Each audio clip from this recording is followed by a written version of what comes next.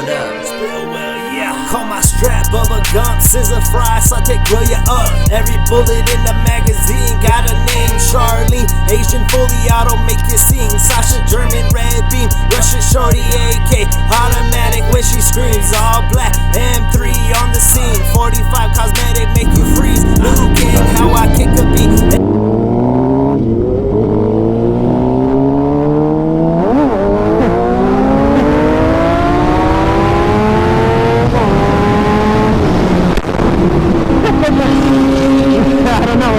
Came from.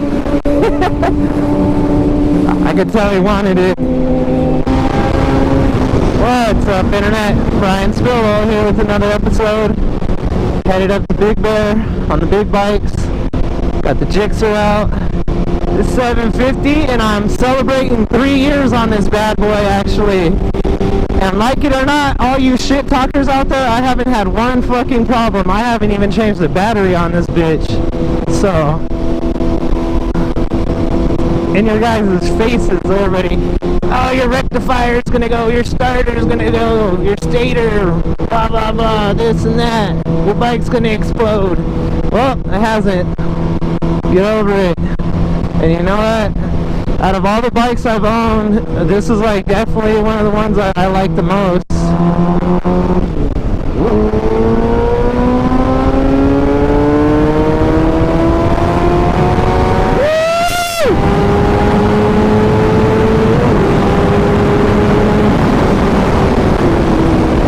You gotta love that power. Gotta love it. The handling. So many reasons that I love this bike, you know. Gave me a little rush. It's actually been 3 years now. Exactly. Last week I actually got like a little congratulations from like Suzuki and stuff, and Shap and them have been trying to call me to go trade it in and get a new bike, get the new one, but I'm good on that. Like I honestly, like I said, I'm really happy with this bike. When I first got it, I definitely didn't, you know, I got it based on the looks, and I love the way it looked, and the 750, that was my whole thing. I didn't want to get another 600. I wanted something with a little bit low in torque. So, you know, that's why I got this bike. And you know, like I said, I haven't been disappointed on it. I'm definitely happy I didn't get a 600, even though, you know, those are a little funner to whip on wheelies, a little easier. I don't feel like they're gonna rip your shoulders out of its sockets, but once you get over that, I mean, it's really just a mental game. The bike's only like 20 more pounds heavier than a 600, so whoop-de-doo. And to have that power, like I said, the low end torque is where it's at. I love it. And, you know, I ride the mountains a lot, I ride freeway highways a lot, and this bike is super comfortable. Like, man, my R6 used to kill me. Like, I felt like my knees were in my chest. Like, although the seating position's a little similar, it's just this one has a more of a flatter one. The R6 kind of, you sit down at an angle, so it like feeds your nutsack into the gas tank. It's kind of funny, you know, in the 3 years that I've owned this bike, I mean, less people have definitely been riding Gsxrs. That was another reason why I picked it up, I think, because the whole Gsxr bro stereotype, and Gsxrs are just, you know, a piece. When it's like, you gotta think, any bike could be a piece, depending on how it's treated. If you don't, let me close this. If you don't maintenance your bike and take care of it regularly, of course, you know, stuff's gonna fall apart. You don't get your valves, you know, done. You don't change your oil and spark plugs and air filter, the basics. Chain, you know, lube that up and make sure it's, you know, inspect, it's not all loose and stuff. But, you know, there's so many people out there that just don't even take care of their bikes, like, at all. Like, I see it all the time, like, man, haven't changed their oil in like 10,000 miles, and, you know, they wonder why I blow up, and, you know, they're having problems with the bike because they don't take care of it. They're like, you know, just put gas in it and go. So, you know, that being said, like I said, any bike could be a piece, and, you know, I get so much flack in the memes still about, you know, these bikes, like, oh, it's a piece when, you know, people I know like, yo, your bike has been in the shop for how long? So be quiet, you know, you drive a Yamaha, get over it. You know, and I know people at Cowie's that have been broke down, you know, but it's all on how you treat them. You know, and, you know, I'm a mechanic myself, so I maintenance the heck out of everything. And, you know, if you guys could tell, my bikes are always really clean. Like, I take care of my stuff, so obviously it's in the garage too. I have a battery tender, you know, I check it often if I'm not riding it. Every couple days, boom, this thing's on the tender, you know, making sure everything's tip-top for when I do ride it. You know, I always check my air pressure depending on what kind of riding I'm doing, and oiling my chain every, you know, 300 miles pretty much. And I have, like I said, no issues with this bike besides changing tires and the fluids. And, you know, the bike's still pretty damn new. You know, that being said, it's probably got 9,000 miles on it, if that. It's just been sprocketed for, you know, most of, well, yeah, a year and a half of its life now. The years of owning this bike, like I said, this bike has just, yeah, all the meets, you know, all the rides. It's just Gsxr, bro. Gsxr, bro. Oh, has your stator went out? Like, oh man, I wouldn't wheelie that bike. Like, what are you doing? Like, it just never stops, and I'm like, well, haven't had an issue. Like, yo, I mean, you could go back on my Instagram and backdate stuff. Never had an issue. Well, I see people, like I said, with their stuff down, but yet I still get the flack. You know, it's kind of crazy. But, you know, like I said, I honestly don't care. I got the bike because I love the way it looked at the time out of all of the bikes. It was this or the Cowie 636.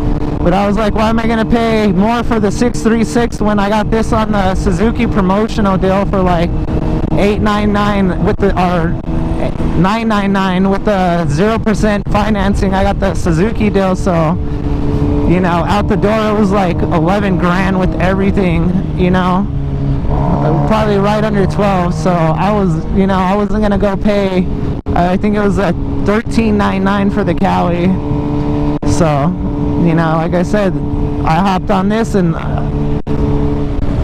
definitely, like I said, when I first got it, like, I was a little iffy, but I knew I had to put the things on it that I wanted to, you know, make it look the way I wanted it to. But, you know, being 2015 when they first came out, like, there weren't many parts and stuff like that, so I had to obviously, you know, just work with what the bike had, and that's why I did the wheels blue to offset it, you know. And that's just a plasti dip on my wheels, actually, with a high heat clear coat over it. So I mean, you could throw rocks at it and it's not going to peel like your regular plasti dip, and that's why it's held up 3 years. And, you know, I always get comments on the wheels, so if you guys want to know, you know, hey, just a little plasti dip and high heat clear gloss, and you'll be Gucci. Not even sweating, not a drop. Thank you, Mother Nature. Whoa, first B. Man, I swear these gloves are such trash compared to the first set I had. They lasted a year. These aren't even a couple months old, and they're like straight deteriorating. I haven't even fell on these. I kind of want to ask you guys, you know, because I'm not like in the scene with what kind of bikes you own. Maybe you guys have some stereotypes about your bikes that, you know, aren't true. So, you know, hey, in the comments, shoot something if, you know, you got a stereotype about Cowies or Yamaha, or, you know, something that hasn't played out on your bike, you know, let me know. Let your boy know what's going down. You know, I'm pretty sure everybody has a stereotype on their bike. At least one, but this one's got, I mean, Gsxr's got so many of them. Like I said, I don't understand it. Right now I should be wearing camo shorts and flip-flops too. No gloves, you know, just a top helmet. Oh yeah, one thing I want to talk about too on this bike, really long rides are really buttery. This seat, so comfortable. Like, that's one thing I really love about this bike. Long rides don't bother me at all. Going to the beach, coming up here, like, oh man, the seat's so comfortable. I don't get like no numb ass or like cramps or weird feelings. Like, smooth. You know, I'm sure after going to San Diego, like that time I got cramps. I was a little dead there and back, but it was a long day of riding. Like we went almost to Mexico and then back.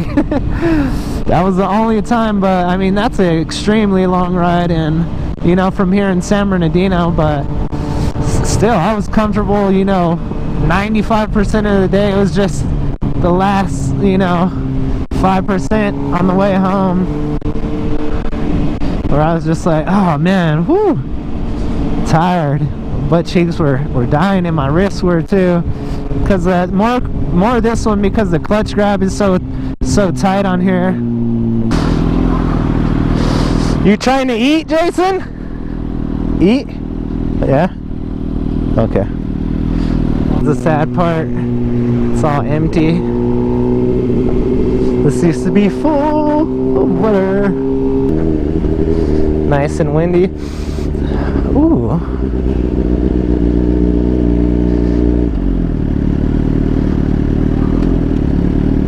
The village. I think that's where we went last time. We'll go in here.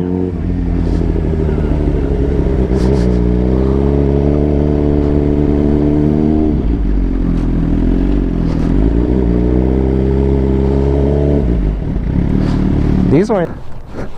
We've made it. Good idea. I was just telling them about that bar that you, me, Devin, and Ron went to. That's all I was gonna say. We haven't ate here in a while, so I was like, I like that place. I remember that one time. Yo, rolling out a big bar. Just left Whiskey Dave's. Cool little establishment. We like eating here. Fat burgers, man. Oh my god, I got the welcome to hell. I am fucking stuffed. Chicken sandwich. Whew. If I go around like this.